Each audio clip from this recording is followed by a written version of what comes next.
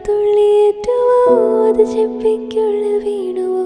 മഴവില്ലിൻ ചെരുവിലൂടെ നീ ആകാശപ്പടവിറങ്ങിയോ നോക്കുന്ന തെക്കിലാകവേ ചെടിയെല്ലാം പൂവണിഞ്ഞോ മനമാകെ ചാഞ്ചാടി ആലോലം നിലവിൽ നീ വന്നു ചേരവേ തനുവാകെ കുളിരു കോരിയോ ഇനി